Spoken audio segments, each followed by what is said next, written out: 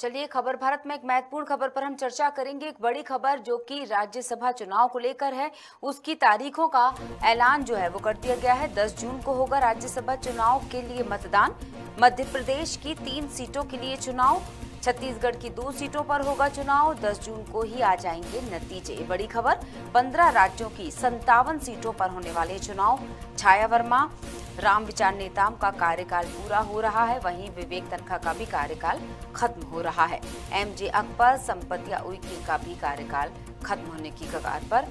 आपको बता दें, राज्यसभा चुनाव की तारीखों का ऐलान। न्यूज एडिटर खबर भारत से राजेंद्र कानूंगा हमारे साथ फोन लाइन पर। राजेंद्र जी, किस हिसाब से आप देखते हैं जो नए लोग होंगे उनकी जिम्मेदारियों को लेकर, और जो लोग जा रहे हैं उनके कार्यकाल जो समाप्त हो रहा है उनके द्वारा किए गए कामों को लेकर, किस तरह से आप देखते हैं इस चुनाव, आने वाले चुनाव को? जी बिल्कुल, आपने सही फरमाया कि जो छत्तीसगढ़ है वहां से 2 मेंबर जो है राज्यसभा के वो उनका कार्यकाल समाप्त हो रहा है, छाया वर्मा जी और राम विचार नेताम जी।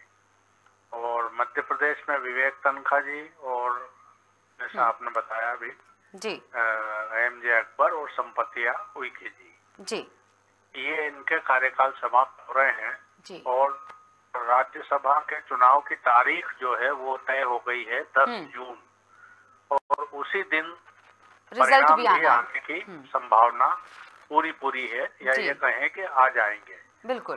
तो अभी वर्तमान में जो स्थिति है कि बीजेपी के कब्जे में जो है वो 2 सीटें हैं, ठीक, और कांग्रेस के पास 1 है, जिस पर कि विवेक तनखा जी काबिज है अभी। बिल्कुल। जो जिनका कार्यकाल समाप्त हो रहा है। अब छत्तीसगढ़ की यदि बात करें तो वहाँ 1 सीट बीजेपी की और 1 कांग्रेस की है, लेकिन वर्तमान स्थिति को देखते हुए अब दोनों सीटें जो है कांग्रेस के खेमे में ही जाएंगी जी, ऐसा लग रहा है जी। अब वहाँ पर भी यदि राजनीतिक गणित को सोच देखें तो ऐसी संभावना लग रही है कि छाया वर्मा को रिपीट किया जा सकता है जी, क्योंकि उनकी कम्युनिटी के लोग वहाँ पर ज्यादा हैं।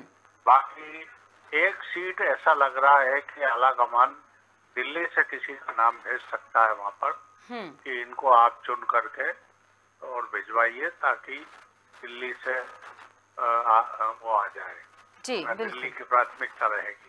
ये भी सुना जा रहा है कि प्रियंका गांधी वाड्रा को भी जो है वहाँ से छत्तीसगढ़ से राज्यसभा में भेजा जा सकता है। अब सत्यता कितनी है ये तो आने वाला समय ही बताएगा जी।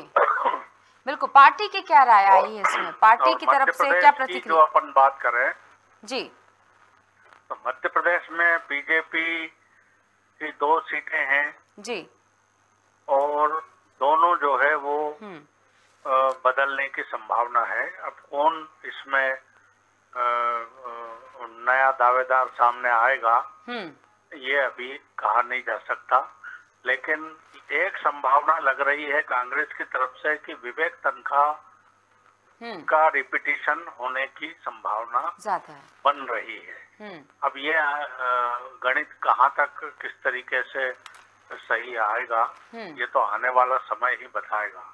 और इनके कार्यकाल की जहाँ तक आपने बात की थी जी, तो मध्य प्रदेश के जो दोनों सांसद राज्यसभा के थे उनके कार्यकाल में उन्होंने जनहित में अच्छा कार्य किया है। जो उनकी क्षमताएं थी और जो उनके अख्तियार में आता था काम, उनको जो अधिकार थे उसके तहत, और राज्यसभा में अगले आने वाला उम्मीदवार भी निश्चित रूप से जातिगत गणित जो है इसमें सामने आएगा। और चूंकि अभी ओबीसी का मसला चल रहा है तो निश्चित रूप से ओबीसी उम्मीदवार को प्राथमिकता इसमें कम से कम 1 सीट पर बीजेपी जरूर देगी। और यदि बीजेपी ने ओबीसी उम्मीदवार को किया खड़ा तो कांग्रेस को भी ये सोचना पड़ेगा कि हम भी फिर कहीं मात न खा जाए, तो वो भी ओबीसी को ही उम्मीदवार बनाने के बारे में विचार करेगी। बिल्कुल, हालांकि 10 जून ज्यादा दूर नहीं रहा है, कहा जाए तो करीब करीब 28 से 29 दिन और बाकी हैं। तो अब वाकई देखना ये होगा कि इस काउंटडाउन जो शुरू हो चुका है कार्यकाल की समाप्ति का और नए पदभार ग्रहण का, जो भी लोग या फिर कुछ लोगों को जिनको रिपीट करना है, ये देखने वाली बात होगी। 10 जून के इंतजार के बाद ही बात निकल कर आएगी सामने। तो बहुत बहुत शुक्रिया जुड़ने के लिए राजेंद्र सर और तमाम जानकारियों के लिए। तो फिलहाल के लिए इस खबर में इतना ही। जुड़े रहिए खबर भारत के साथ। नमस्कार।